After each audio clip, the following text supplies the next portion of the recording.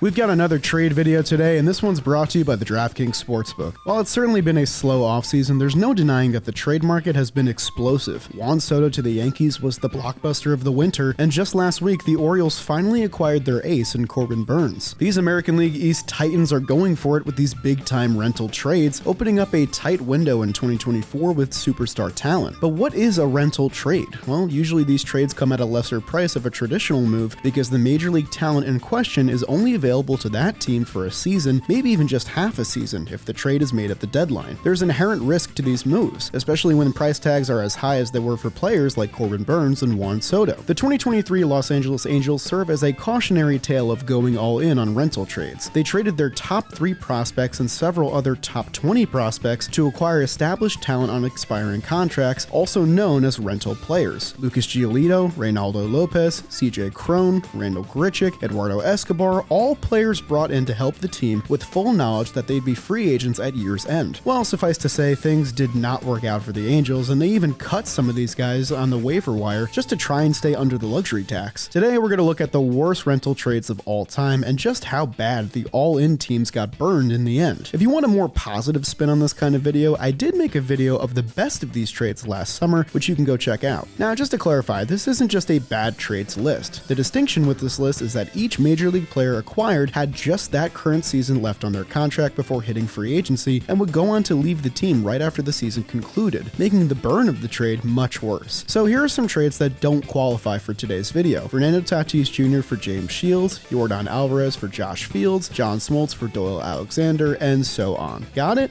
Good. If you enjoyed today's video, leave a like on the video and subscribe to the Jolly Off channel. You can help me reach 100,000 subscribers. You'd fit right in. Like any good list, let's kick things off with one of the more recent examples. After a string of consecutive American League Central Division titles, the wheels fell off for the 2021 Minnesota Twins. 2 years removed from setting the modern record for home runs by a team, they were a mid-tier offense with a bottom 5 pitching staff by ERA, in no position to compete with the Chicago White Sox. Did I read that right? Did I just say in no position to compete with the White Sox? Time flies, doesn't it? They decided to become sellers at that deadline. Their marquee piece was a 40-year-old, weirdly enough, though the 2023 New York Mets did copy this formula to much success. Nelson Cruz was in the midst of his 3rd straight monster season for the Twins, posting a 148 OPS plus and 19 home runs in just 85 games. In his time with the Twins, Cruz was an absolute beast with an unbelievable 162 OPS plus and a slugging clip near 600 in over 250 games. Despite hitting free agency in that offseason, Cruz was still worth a decent haul, and on July 21st, with the Twins 17 games back of first place, they decided to pull the trigger. Desperate for pitching aid, the Minnesota Twins found an ideal suitor in the literal pitching factory of Major League Baseball, the Tampa Bay Rays. On their side of things, the Rays were in a seemingly endless tug of war of first place in the American League East with the Boston Red Sox, with the lead changing hands 5 times from May 21st to July 21st, the date of this trade. Boasting an endless supply of relief pitching and ace Shane McClanahan, they sought to improve their lineup, which sat at a 100 weighted runs created plus, which was exactly league average and ranked 13th in MLB. Their Death Star move was adding Nelson Cruz as the designated hitter. The primary piece dealt on their end was their number 14 prospect, a starting pitcher with a 3.63 ERA in 57 AAA innings that year. He went by the name of Joe Ryan. Since coming to Minnesota, Ryan has tossed over 300 innings in 60 starts with an ERA around 4 and a 1.11 whip, stabilizing a once chaotic and mediocre Minnesota rotation. He won't be hitting free agency until 2028, meaning the Twins have him under wraps for at least the next 5 seasons, and they've built a formidable staff around him with the likes of Pablo Lopez and Bailey Ober. But Ryan was the first guy in to get this whole thing started. As for Nelson Cruz, he never fully clicked with the Rays. He was still an above league average slugger, but his numbers with Tampa Bay paled in comparison to his behemoth marks with Minnesota. It most likely came down to the simple Tropicana Field factor, as Cruz had a 603 OPS at that stadium in 2021, his 3rd lowest of any ballpark that season, meaning most of his production came in road games. The Rays outlasted the Red Sox to win the division, but met them again in the division series after Boston won the wildcard game. The Red Sox got the last laugh, advancing past the Rays in 4 games. It looks like this trade is lining up to be a decent loss for the Rays, especially considering they've lost Shane McClanahan, Shane Baz, Drew Rasmussen, and Jeffrey Springs to injury for 2024. They could use a starter like Joe Ryan. For Tampa Bay, they ended up with just 0.2 Fangraphs wins above replacement from Cruz, while the Twins have gotten gotten 5.0 Fangraphs wins above replacement out of Ryan and counting in parts of 3 seasons. The Twins looked brilliant for dealing a beloved player at the right time, and the Pirates did the same just a few years prior on an even larger scale. Come the end of the 2017 season, it looked as though Andrew McCutchen's near decade-long stint in the black and yellow was coming to an end. After over 1,300 games, over 200 home runs, 5 All-Star nods, 4 Silver Sluggers, the 2013 National League MVP award, and the end of a 20-year playoff drought, Kutch had cemented himself as one of the greatest Pirates of all time. But the front office was faced with an uncomfortable reality that trading their aging superstar was the best course of action for the franchise's future. Coming off a full season missing only 6 games with a 123 OPS plus and 28 home runs, the 31-year-old outfielder yielded a high price, and the San Francisco Giants were willing to match the cost. In the offseason heading into 2018, the Bay Area juggernaut acquired the former MVP winner for their number 3 overall prospect, Brian Reynolds, who wasn't in the MLB's top 100 list. Initial reactions to this trade were pretty poor. Child's marriage! You hated me! You hated me! You're fucking insane! Every day I wake up and I hope you're dead!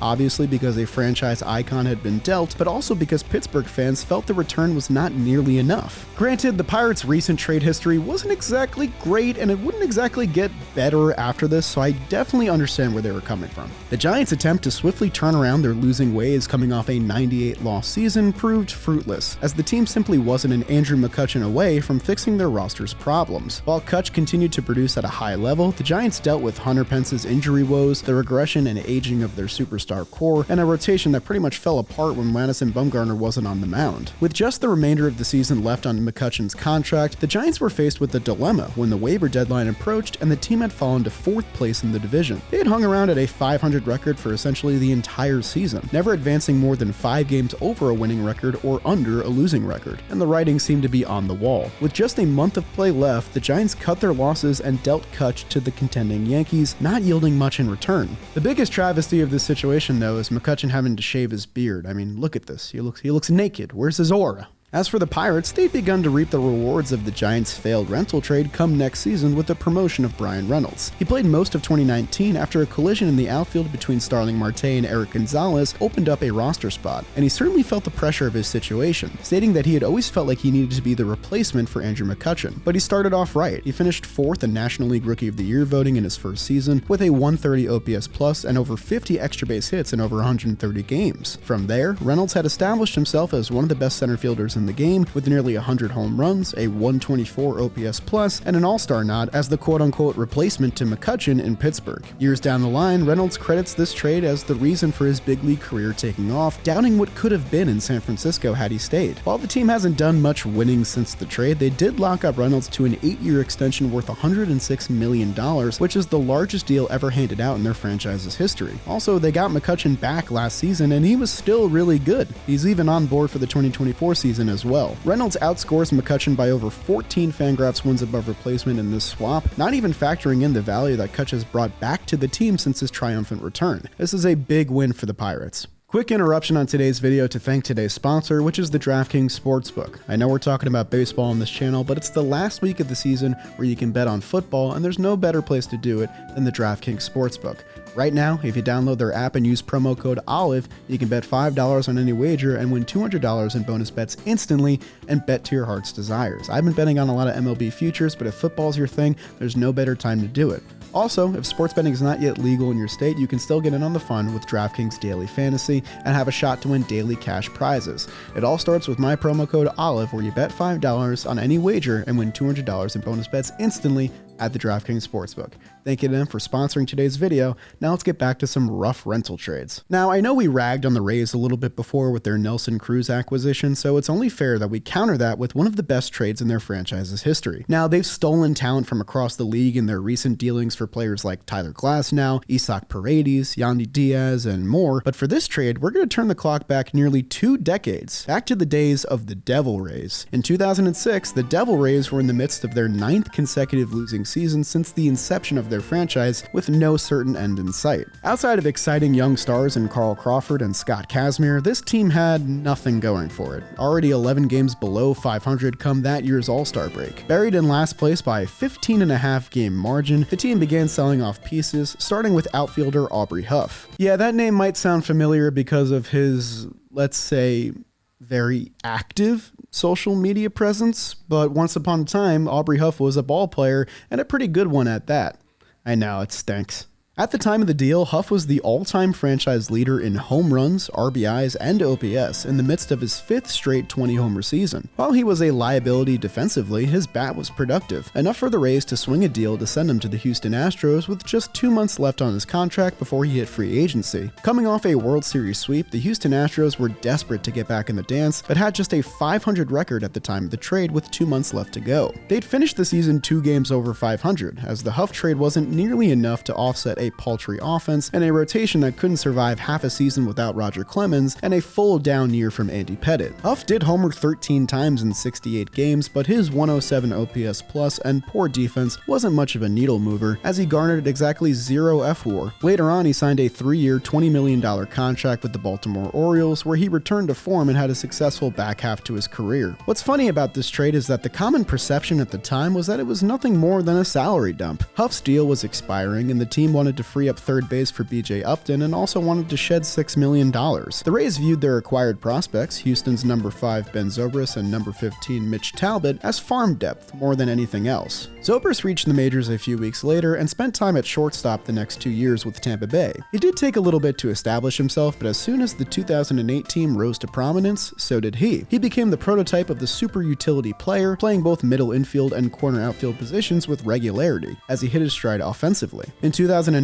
he accrued the second most wins above replacement in baseball, just behind prime Albert Pujols, finishing 8th in American League MVP voting with a .948 OPS and 27 home runs, while playing every position except pitcher and catcher. I made the case that he should have won the MVP award that season in a separate video too. You should go check that out when this is done. Overall, Zobrist spent 9 wonderful seasons in Tampa Bay, becoming one of just 3 players in their team's history to surpass 1,000 hits alongside Evan Longoria and Carl Crawford. He ranks in their top 5 for home runs, RBIs, and stolen bases as well, making 2 All-Star teams and receiving MVP votes on 3 separate occasions during his time there. His 33.2 F-WAR as a Ray makes this trade one of the most lopsided rental deals of the 2000s with ease. We've got one more trade to talk about, and I saved the best for last here. For our last trade, we're going to go back to the 1980s and focus in on the then cursed Boston Red Sox 71 years into a miserable World Series drought. But Boston was in an era of consistent winning at the time, on pace to make the playoffs for the 3rd time in 5 years in 1990. One thing that needed to be fixed if they were going to go all the way was an atrocious bullpen, a group that ended the 1990 season with the 2nd worst ERA in MLB. Their answer for that was Larry Anderson of the Houston Astros.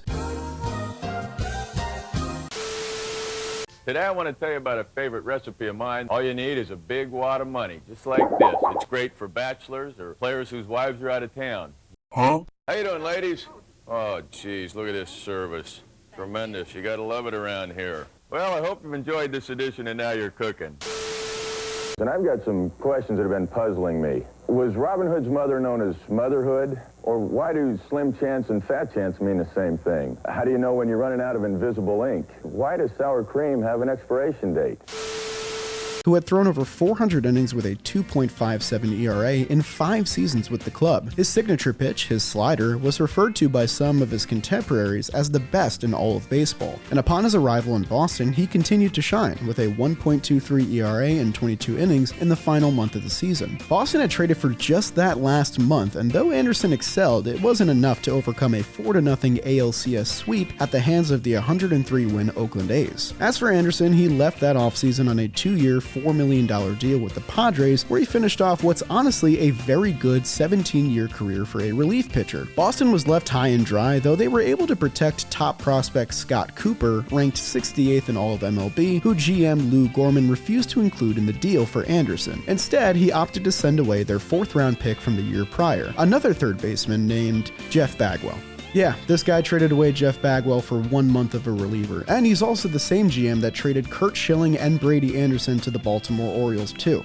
Would you believe that he's in the Boston Red Sox Hall of Fame? Bagwell was blocked by Wade Boggs and Mo Vaughn at the major league level, and besides, any opening was going to be reserved for Scott Cooper anyways. The trade made sense at the time for Boston. Bagwell had just 4 home runs at AA that season, but he also managed an absurd .422 on-base percentage, and he led the Eastern League in hits and doubles en route to an MVP award. Houston, who was hesitant to Bagwell's light power numbers, were swayed by Boston when they argued that the dimensions of New Britain's ballpark were unfavorable for right-handed pull hitters. You can spin the rationale of this trade multiple different ways, but it doesn't change the hard truth of it. It might be the worst rental trade of all time. Jeff Bagwell went on to become a bona fide superstar. He clubbed nearly 450 home runs in 15 awesome seasons for Houston, winning a Rookie of the Year and MVP award in the National League. In over 2,000 games in a decade and a half, he finished his career with a .948 OPS and over 1,500 RBIs, and was elected to the Hall of Fame in 2017, and deservedly so. He put together 80.2 F4 as a Houston Astro, compared to just 1 F4 of Larry Anderson in the one lone month with the Red Sox. It's a good thing the Red Sox have done a ton of winning in the 2000s, because their franchise history is tough to learn about sometimes. And those were the 4 rental trades I wanted to highlight. If I missed a really bad rental trade, make sure you leave a comment down below and let me know. I can think of 2 off the top of my head, so if you want to see a part 2 to this video, also leave a comment and let me know about that too. As always, if you enjoyed the video, leave a like on the video and subscribe to the Jolly Olive channel. We're trying to grow this ball knower army, and I think you'd be a great fit. That'll do it for this one, and I'll see you guys next time.